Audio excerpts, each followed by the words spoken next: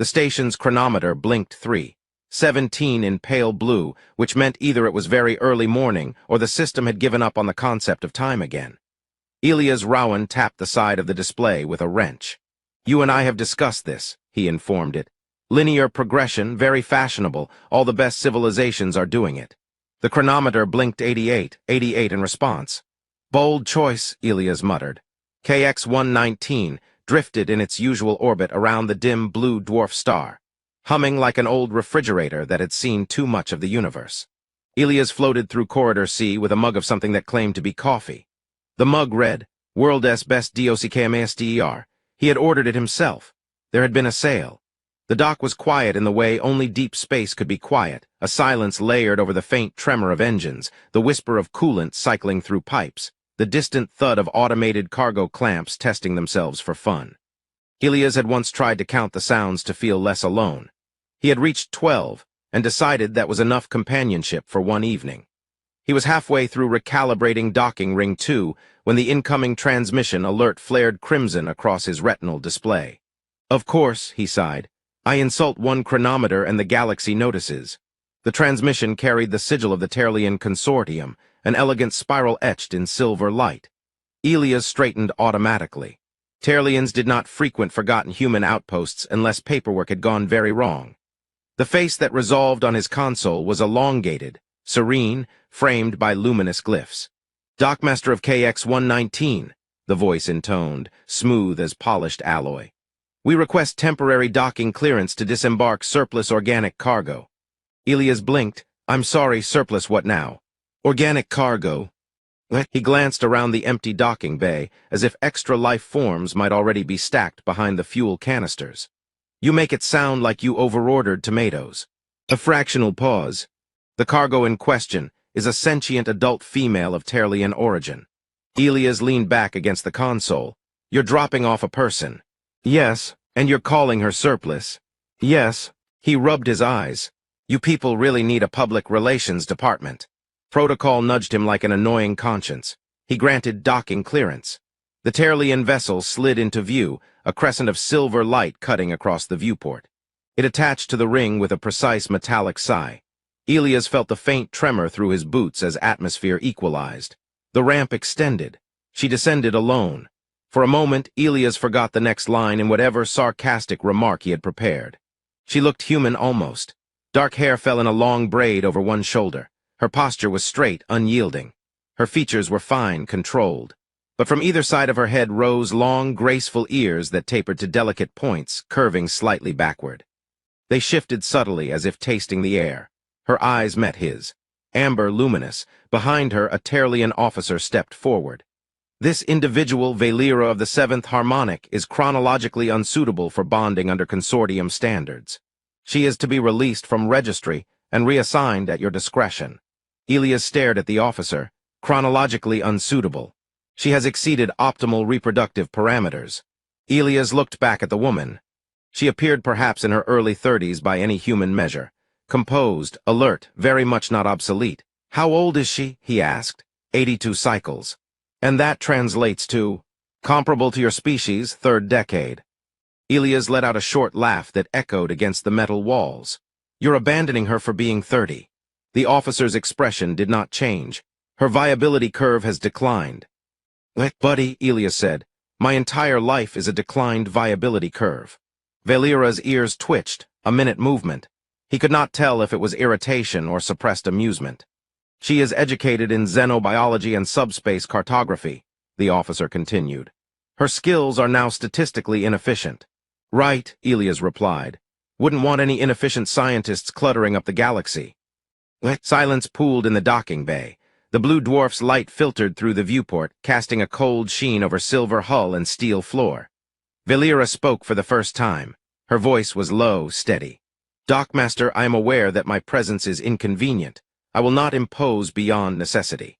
The phrasing was precise, almost formal, yet something beneath it trembled, not weakness but restraint. Elias folded his arms. "You're not cargo, and you're not an inconvenience. You're unexpected, that's different." The Terlian officer inclined his head slightly. "Our transaction is complete." "Transaction," Elias repeated. The officer stepped back up the ramp without further ceremony. The hatch sealed.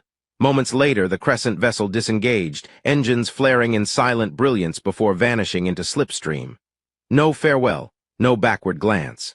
The docking bay felt larger after it left. Elias became acutely aware that he and the alien woman were standing alone in a structure designed for freighters and noise. He cleared his throat.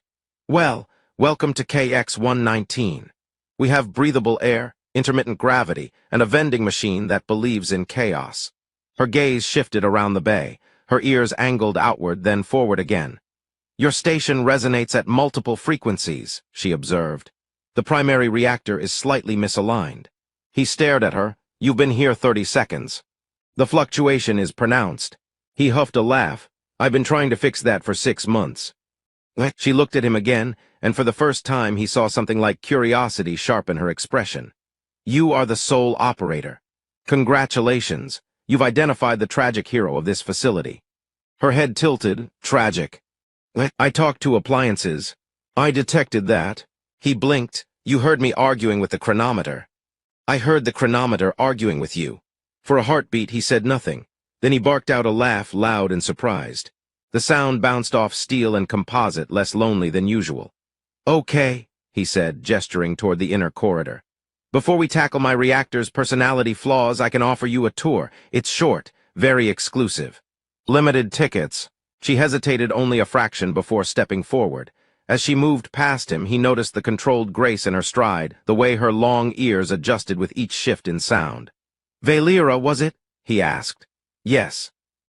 I'm Elias. I run this place, poorly but consistently. Her lips curved almost imperceptibly. Consistency is statistically admirable. They walked into the corridor together, the door sliding shut behind them with a muted hiss. For the first time in years, the echo of Elias' footsteps was joined by another rhythm. The station did not feel quite as silent. By the third day, Elias had stopped pretending that Valera was a temporary inconvenience and started pretending the station had always required 2 minds to function properly. This, he announced, sliding open a narrow door with theatrical pride, is the East Wing. She stepped inside and examined the single storage rack, the coiled cables, the emergency rations stacked like guilty secrets. Her long ears angled forward, then slightly to the side. Your station possesses a flexible definition of geography. It's a growth mindset, he replied. Very modern. She moved toward the wall panel where the reactor's auxiliary readings flickered. The energy output fluctuates at irregular intervals. Your containment lattice is compensating inefficiently. I prefer the term improvising heroically. She extended her fingers toward the console. The interface blinked, recalibrating to her unfamiliar bioelectric signature. May I?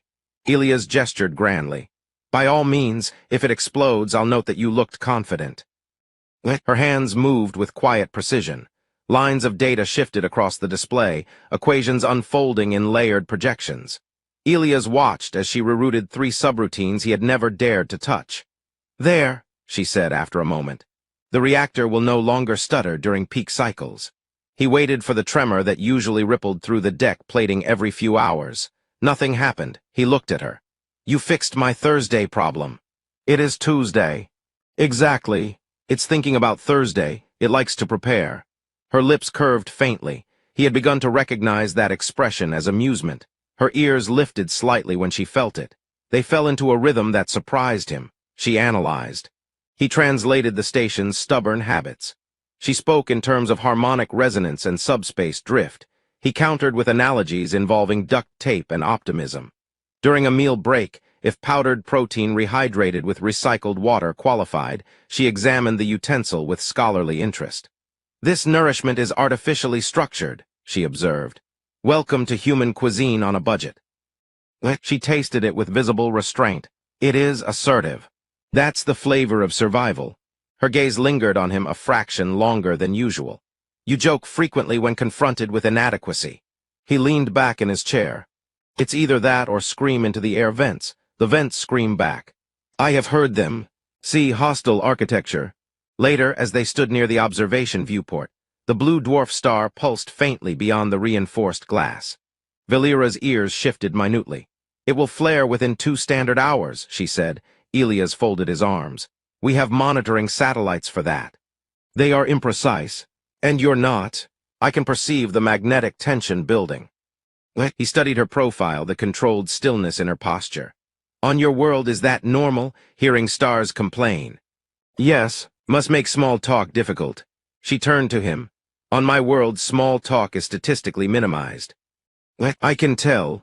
He expected the conversation to stall there, to drift into that careful politeness she carried like armor. Instead, she spoke again. My designation as unsuitable was determined by algorithm, she said evenly. Compatibility metrics, fertility projections, social yield. I fell below acceptable thresholds. Ilias felt irritation spark under his ribs. You mapped subspace anomalies for a living. Yes, you can hear a star about to sneeze. Yes, and they decided you were past your prime. Her ears lowered a fraction. Reproductive efficiency is prioritized. Contribution outside that parameter is secondary. He snorted. If humans did that, half our politicians would be recycled for parts. She considered this. Your species appears inconsistent. We specialize in it. Silence settled, not uncomfortable. The star beyond the viewport shimmered faintly. I once proposed, she continued, that emotional compatibility be included in bonding calculations. I suggested that affection might enhance cooperative output. And it was deemed immeasurable. Ilias grinned crookedly. That's because affection refuses to fill out forms. Her eyes held his. You believe it is significant. I believe, he said slowly, that if you reduce everything to numbers, you end up very efficient and very alone. The words surprised him as they left his mouth. He scratched the back of his neck. Not that I'm an expert. My romantic history could be archived under cautionary tales. Her ears lifted slightly. You have not bonded. Nope. Turns out talking to appliances isn't considered alluring. I find your conversations with the chronometer structurally sound. He stared at her. Is that a compliment? Yes. He laughed, the sound echoing lightly through the corridor. Careful. I might frame that. A sudden tremor passed through the station. Not the usual misfire of aging systems, but a controlled vibration. Ilias glanced at the panel. That's not Thursday. Valera closed her eyes briefly. Her ears angled sharply toward the outer hull. External vessel, Terlian configuration. His stomach tightened. They move fast for people who just threw someone away. The comm panel flared to life before he could reach it. A crisp symbol resolved on screen. A patrol craft. Official. Dockmaster of KX-119, a voice transmitted. Our records indicate you are harboring a decommissioned citizen of the consortium. Ilias crossed his arms. She has a name. Valera of the 7th Harmonic is classified as excess population. Congratulations on the worst phrase I've heard all week. Beside him, Valera stood straight, composed. Only the subtle tension in her ears betrayed anything beneath the surface. She remains consortium property until reassignment, the voice continued. Ilias glanced at her. Property. She's not cargo, he said evenly. She's a guest. A temporary status. Funny thing about temporary, Ilias replied. It tends to stretch. There was a pause, charged and thin. We will evaluate the situation, the patrol officer said at last. Do not obstruct consortium directives. The transmission cut. The hum of the station returned, steady but altered. Ilias exhaled slowly. Well, that's new. Valera did not move. You risk diplomatic complication. I run a rusted dock around a grumpy star. I think we've already offended the galaxy. Her gaze shifted to him. You do not perceive me as inefficient. He met her eyes without flinching. I perceive you as the only reason this place hasn't fallen apart in the last 72 hours. A faint warmth entered her expression. Her ears lifted, not fully but enough.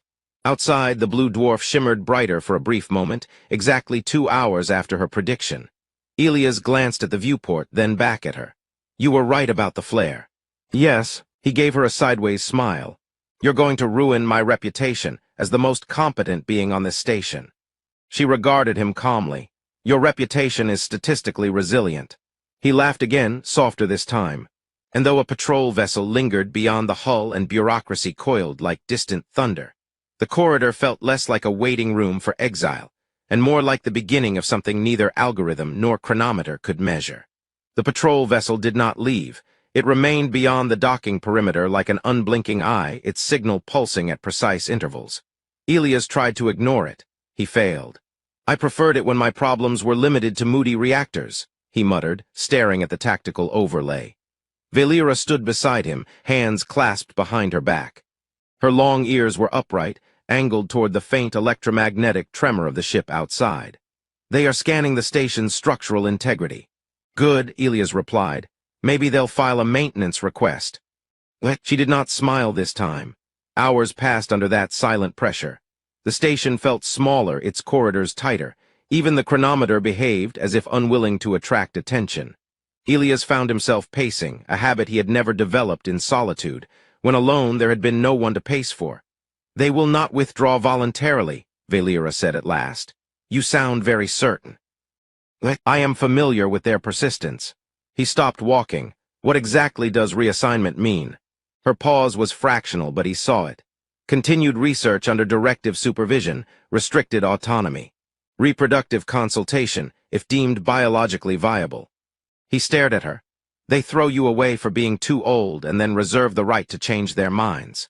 Efficiency models update. Convenient." A new transmission cut through the air. The patrol officer's image reappeared, expression carved from restraint. "Dockmaster, prepare Valera of the 7th Harmonic for transfer. A retrieval shuttle is en route." Elias felt something shift inside him, a click like a docking clamp locking into place. For years he had drifted through assignments, through days, through conversations with machines. He had let things happen. This time he did not feel like drifting. "She's not going," he said. "You are not authorized to refuse." He glanced at Valera. She stood straight, but her ears had lowered slightly, angled back in controlled tension. "Actually," Elias said slowly, "interstellar law is a beautiful, messy thing." The officer's gaze sharpened. "Clarify." Elias swiped through legal archives on his console, fingers moving faster than they ever had during maintenance checks. Section 14 of the Cooperative Sentience Accord. Spousal bonds between consenting citizens of signatory species grant immediate shared residency and protective status. The patrol officer was silent. Valera turned her head toward him. "Elias." He met her eyes. "It's real. We studied it during trade negotiations. It was meant to encourage cross-species diplomacy. Romantic bureaucracy, very noble." "Your implication," the officer said coldly, "is irrational. I've been accused of worse." He faced Valera fully now. The hum of the station filled the space between them. "They can't reassign you if you're legally my spouse." Her ears lifted slightly in surprise. "You are proposing a strategic union." "I am proposing," he said, heart pounding hard enough to rattle his ribs, "that you stay. Not as cargo, not as a guest waiting for the next order.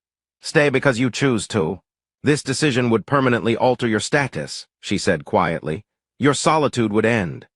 He let out a short breath that almost became a laugh. "I think my solitude has already ended.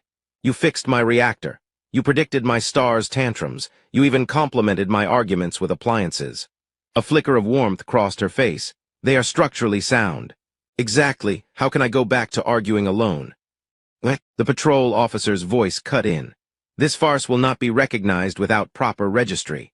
Elias moved to the central console. "Then let's register." He looked at Valera once more. "I won't pretend this is statistically optimized. I can't promise grand ceremonies. The catering will be terrible, but I can promise you won't be measured by a curve ever again." Silence stretched, dense and electric. Her ears rose fully now, tall and resolute. "On my world, bonding is preceded by compatibility analysis, social forecasting, and genetic projection." "Romantic," he said faintly. "I find," she continued, eyes steady on his, "that I prefer uncertainty." His breath caught. "I accept," she said. For a moment he simply stared at her, as if the universe had spoken in a language he barely understood. Then he slammed his palm onto the registry pad. "Computer, initiate cross-species marital contract under Cooperative Sentience Accord, Section 14. The station AI hesitated. "Warning. Ceremony attendance below recommended threshold." "Napoleon counts," Elias snapped. A small repair drone buzzed uncertainly from the corridor. "Witness confirmed," the AI replied. Valera stepped beside him and placed her hand on the biometric panel.